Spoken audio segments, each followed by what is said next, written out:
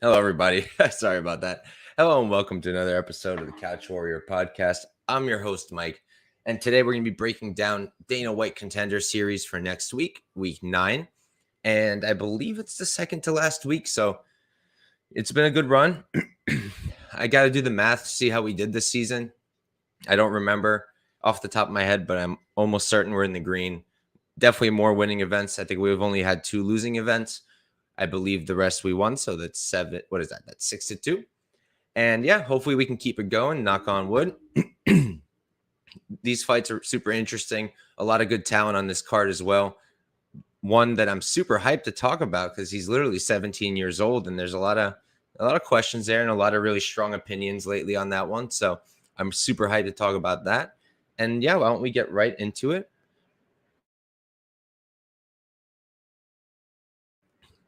Sorry about that. But yeah, let's get right into it. So we've got Roybert Echeverria versus Jafel Filho. Echeverria is 7-0. He's undefeated as a pro. 27 years old. He's 5'5", and he's training out of the goat shed as far as I could tell. On the other side, you've got Filho. He's 13-2-0. 29 years old, so he's 2 years older. 5'7", so he's got a 2-inch height advantage. And he's training out of Nova União. So I'm honestly surprised that they opened Filho as such a heavy favorite. I understand that he's shown much better grappling. I understand that his competition's probably much better than the competition of Echeverria. I mean, if you look at the combined records, right? So for Echeverria, the combined records of his opponents are 22, 48-0, a losing record, whereas the opponents of Filho are 53, 22-0. But the thing is, Filho, before his last fight, he hadn't fought since 2019. Whereas Echeverria, he's been super active. He made his pro debut in 2019. And since then, he's been fighting constantly. He's got a bunch of fights in 2020, 2021, and I believe 2022 as well, if I remember correctly. And look, I think that's really important, especially if this fight's going to go long, right? Now, there's a lot of question marks because, first of all, we don't have a lot of information on Filho's striking. He usually pushes the grappling. And because we don't have much recent tape on him, it's hard to know what his striking looks like right now. Because in the older tape, where he might have had longer fights, it doesn't look that great. He looks pretty sloppy. He doesn't throw his hands much, mostly just throws kicks, a lot of naked leg kicks, which is not good. And he can get really sloppy with the strikes, and that's going to leave him open. Roybert, he's got really good striking. I really like his striking, and I think he's going to be the better striker here. Again, it's hard to tell with very little information on Filho's striking, but I do think he's the better striker, much more crisp. He looks much more confident on the feet, good combinations. The output could be improved, but he's going to have the better output here for sure. And he throws feints in there. He's got 4 knockout wins. He's never lost as a pro. Filho, he's got 3 KO wins himself, never been knocked out. And neither guy's been submitted. And Filho, for a high-level BJJ guy, like he's only got one. Never mind. Sorry about that. He's got 6 submission wins. So that's actually pretty good. I mixed up the numbers for a second. He has 1 sub loss. That's what I was looking at. But he does have a really slick back take on the ground. His transitions are super slick. If Filho gets this fight to the ground, I do think he's live to submit Roybert. But if this remains on the feet, I think Echeverria could get a KO. Or I think he can grind this out and win a decision by keeping it up. It's going to be a close fight. So I already played Echeverria plus 185. I played him only for a half unit because there's those question marks. Filho might come in here and look like a fantastic striker, and then he's going to be better in 2 things, right? So keeping it small, but I do think that Echeverria is going to be the better striker. I think he can keep it up, and I think he could win this fight. So I think that plus 185 is a generous line, and I'm glad I played it just for a half unit, but I do like it. And we're going to move on to the next fight. I believe this one was a late addition to the card. I don't think that either of them had an opponent before, and that I think they just added this. So for this one, we've got Nurullo Aliev versus Josh Wick. Aliev is 6-0, undefeated as a pro, 22 years old. He's 5'10" with a 70-inch reach. And for his camp, he's actually training out of my personal favorite camp. He's training out of Sanford MMA. On the other side, you've got Josh Wick. Wick is 12-5-0. He's 27 years old, 5'9", so he's an inch shorter here. He's got a 70-inch reach, and he, I believe, trains out of Elevation Fight Team. I could not confirm that, but that's what we're going to be going with. And for this one, look, the line's unplayable on Aliev. He's minus 465, and I get it. He's a really good grappler. That shiny 6-0 record. We love our grapplers, the strong Russian wrestlers. But, you know, if you watch his tape, first of all, even though he's such a good wrestler, he's not finishing on the ground. He has no finishes on the ground. He's only got one finish. It's a corner stoppage. So he's never finished anybody with ground and pound. He's never finished with anybody with a submission on the ground. So while he's such a good wrestler, he's not very dangerous on the ground. He's going to decisions almost every single time, which is pretty surprising because normally on the regionals, you're getting guys who are getting quick finishes, and he's just going to decision. Now, you could say, Mike, but look at his record. They had good records when they fought. And I'm going to say, okay, but then go click on them now and look at their current record. Most of those records no longer look so shiny as they did when Aliyah fought them. So you got to be careful there. I don't think this line's warranted at all. Now, Josh Wick, right? You watch him, and there's actually a lot to like. He's got really good leg kicks, first of all, like really good ones. And I think that's going to be vital against a wrestler like Aliev.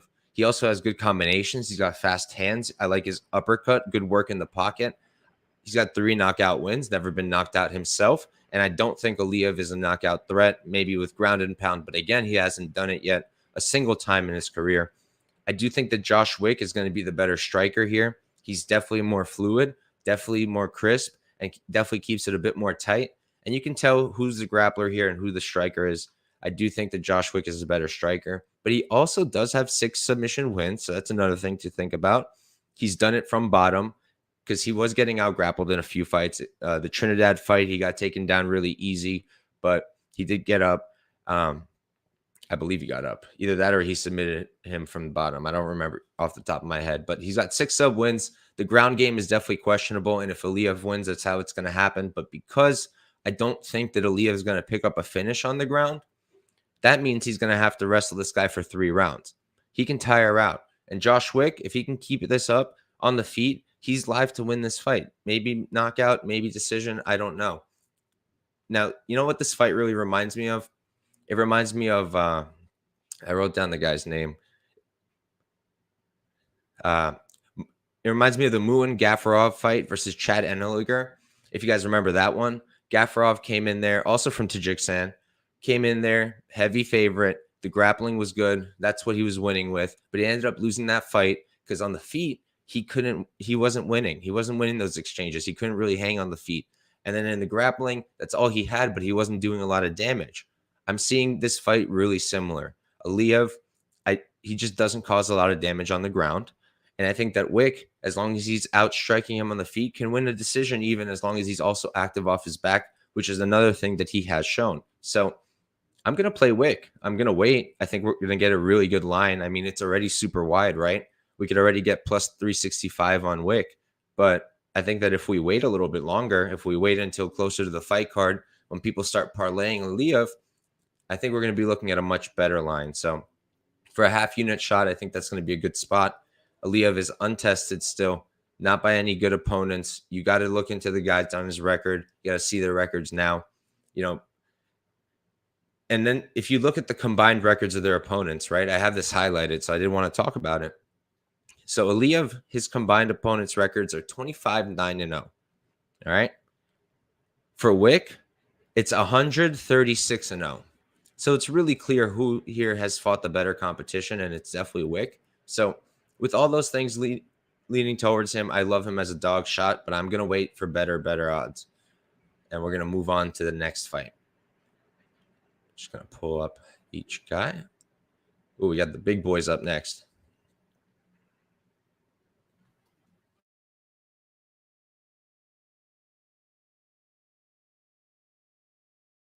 All right, so for this fight, we've got Austen Lane versus Richard Jacobi. Lane is 11-3-0. He's 34 years old, 6'6", 80-inch reach, and I've got him training out of Bulldog Boxing. I couldn't confirm that, so that's what we're going to go with. Jacobi on the other side is 6-0-1, 28 years old, 6'4", training out of Shootbox Monstro. And you guys see that draw over there, but honestly, he won that fight, especially because his opponent lost a point. I don't know what the judges were looking at, but Jacobi won that fight. That draw was BS. So I don't understand that. He should be 7-0. But anyways, yeah, I like Jacobi here. I like the underdog. I was surprised they opened it the way they did. They opened Austen Lane at -190. He's currently -200 and climbing. Jacobi's +170. He opened up at +165 and it's climbing. And look, first of all, I think Jacobi's the much better striker, right? He's definitely the more qualified striker. Black belt in kickboxing, 4-time national Brazil kickboxing champion, 3-time Pan American champion. He's a BJJ blue belt. And I just think he's going to have the much better striking here. Lane, he's got a good front kick. His jab is really good, and he's got a good head kick. But those are really the only weapons you see him using. He's not throwing a lot of combos, not a lot of 1-2s.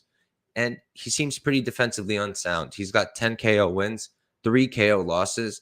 His offensive wrestling is decent. Top control's garbage, though. He can't hold people down. And then if you look at the defensive grappling, Juan Adams was out-grappling him for 3 rounds until he got exhausted in round 4, and then Lane was able to finish him, which did show that Lane has good cardio if he can hang in there for 4 rounds and then get a finish in round number 4. So that's a good thing, but getting out-grappled for 3 rounds by Juan Adams is not a good thing. He showed zero ability to get up from his back. Same thing happened when he lost to Vernon Lewis. Lewis took him down, held him down, finished him there. He's got 1 submission win himself, never been subbed. He's 2 inches taller, so he's got that, but like it's 6'6", 6'4". I don't think it's going to be that much of a difference. I wish we had a reach for Jacobi. We don't, so I don't know. But I imagine it shouldn't be too bad, even though Lane does have a reach advantage over most people. So, yeah, I just expect, like, if Lane shoots, I don't think he's really going to get takedowns. And if Lane does take him down, I don't think he's going to hold him down. Whereas if it's Jacobi who ends up on top, I'm not sure that Lane's going to be able to get up. He's shown an inability to do that. I also think Jacobi's a better technical striker from a better camp. So I do like Jacobi here. I'm going to play him for a unit, but I'm going to wait for those odds. I just feel like Lane's going to need a lucky KO here. Or, I mean, maybe he can grind him out with the wrestling, but I just don't think so. Like, I really don't. Like, he hasn't really shown that all that much. 10 KO wins, that looks great. 3 KO losses, not as good. Jacobi's got 5 knockout wins himself. I think Jacobi picks up another KO here. I'm going to play a money line. If they give me a good KO prop for Jacobi, I'll play that too. But it looks like we're going to get an even better line than +170. So I think it could have been the other way, favored Jacobi. So I like Jacobi here. I think he wins this fight, and we're going to move on to the next one. This next one's the one I really wanted to talk about. All right. So there's been a lot of hot takes here and a lot of opinions, particularly going one way. So let's talk about this one. Here we've got Raul Rosas Jr. versus Mando Gutierrez. Rosas Jr. is 5-0, undefeated as a pro. 17 years old, 5'9". And I don't have a reach for him, but listen, 17 years old. This is the big question mark for me because, look, when I was 17 years old, I was not doing this. That's for sure. When I was 17, I was wasting my time. This kid is 17, and it's not like he just started. He's been doing this. So he's been doing this since he was super young. The kid's good. I'm hyped to talk about him. The kid is good. Say what you want. 17 years old. He's way better than 17. Now, the other guy, Mando Gutierrez, 7-1-0, 25 years old, 5'6", with a 69-inch reach. And I have him training out of Simmons Academy of Wrestling. It looks like he's been preparing his grappling, and that's a good thing for this fight. And look, realistically, I think both of these guys should end up in the UFC. Mando is probably more ready, especially with the age. He's 25. But I think that Rosas Jr. is going to end up there as well. If Mando loses this fight, I think he's also still going to end up in the UFC pretty soon. So really, I want to say high-level fight. It's hard to tell with Rosas because he's fought absolute trash cans. That's the thing, right? So I'm going to talk about how good I think he is. But before I do that, I have to mention that he has fought absolute trash cans. The opponent's combined record for Rosas Jr. is 3-3-0. For Gutierrez, it's 20-12-0. So not much better for Gutierrez, but it is better. He's clearly the more experienced guy. He's got more fights. He's also got 7 amateur fights. Rosas only has 2.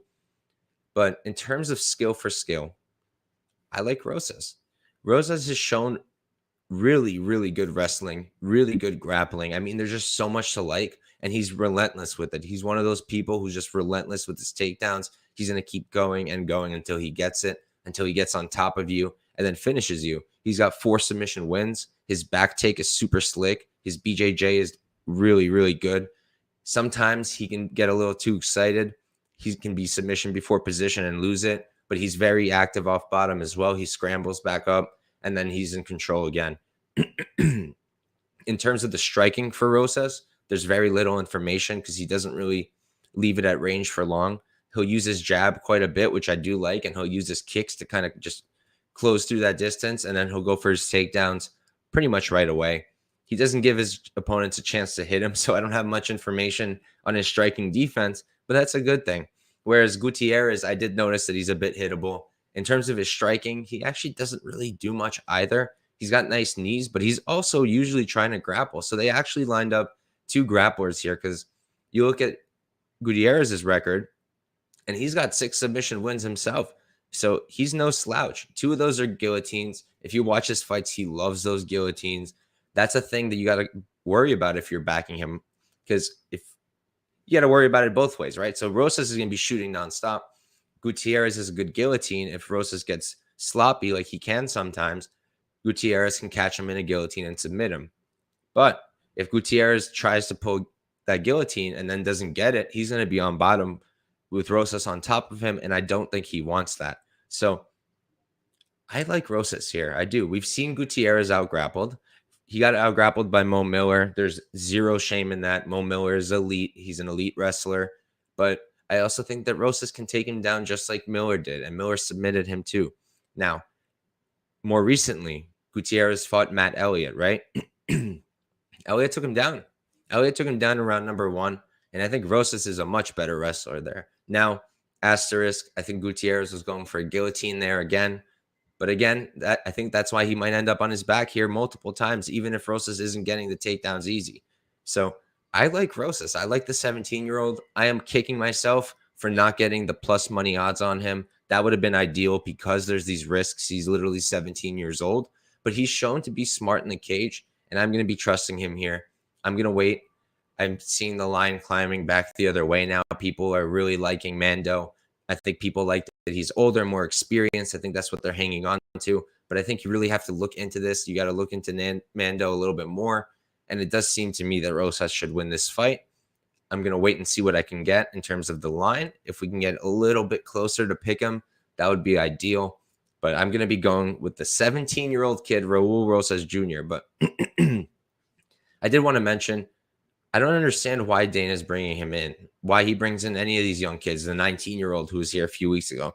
Not because they can't win, but because he said multiple times that he doesn't like signing people who are younger than like 24, 25, 26. So why do you keep bringing them? Why are you bringing a 17-year-old kid who you're more than likely just going to give a developmental deal? Maybe they want to lock him up so nobody else takes him. That's possible. But I'm a bit confused why they're bringing a 17-year-old kid on the show, even though I think he'll win and I think he's super talented. But we're going to move on to the main event of that card. We've got Leon Aliu versus Brunno Ferreira. Leon is 10-1-0. He's 33 years old, 6 feet tall, and I have him training out of Roger Gracie over there in Italy. He's been super inactive in general. I wanted to pull that up real quick.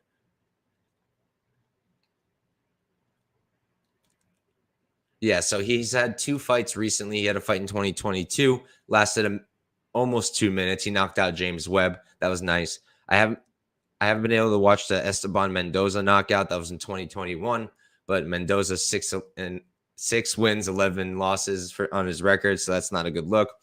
And his 1 loss against Chad Hanekom, I did watch that fight. Chad's actually pretty good, and I watched some of his recent stuff. He's not bad, so that's not a terrible loss.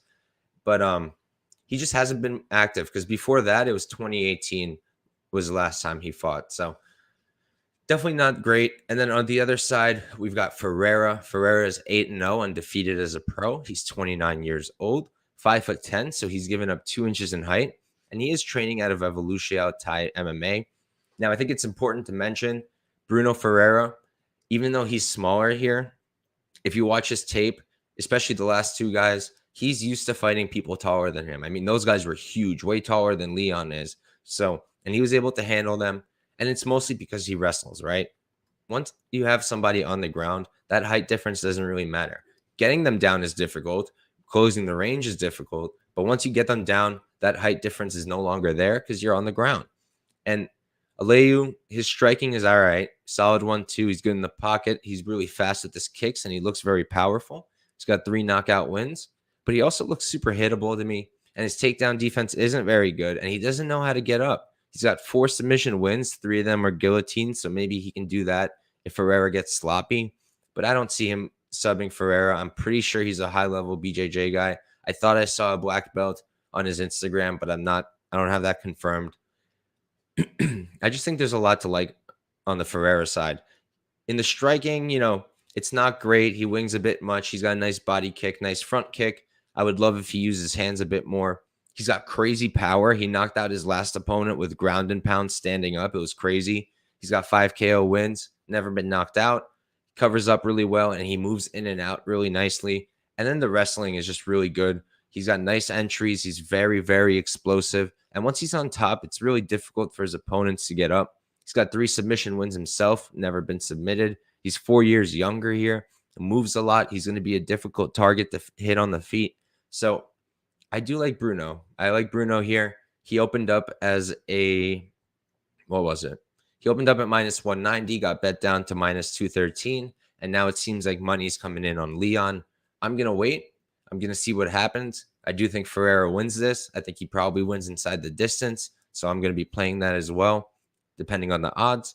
But like also violence here, Ferreira, he's only been out of round 1 2 times, and it was never out of round 2. So I think there's going to be violence here. I think it's probably going to be on the side of Ferreira. So I'm going to be playing his inside the distance prop. But yeah, that's it for this card. Thank you guys for watching. I'll run through my picks one more time real quick, and then we're going to get out of here. So Roybert Echeverria versus Jafel Filho. Roybert Echeverria, versus Jafel Filho. I like Echeverria. Played him for plus 185 for a half unit. Nurullo Aliev versus Josh Wick. I like Wick as the underdog. I'm going to play him at whatever it ends up at. I think I'm going to get better than plus 500. For the heavyweights, we got Lane versus Jacobi. I have Jacobi. I'm going to play him as the underdog as well. I think he could easily have been the favorite. I like him there. Then for the Rosas Jr. Gutierrez fight, I'm going to be playing Rosas, just waiting on the line. And then the Leon Aliu Ferreira fight, like I just mentioned, going to bet Ferreira, just waiting on the line. So thank you guys for tuning in. I appreciate all you guys. Good luck with your bets this weekend. Good luck with your bets next week, and have a good one, guys.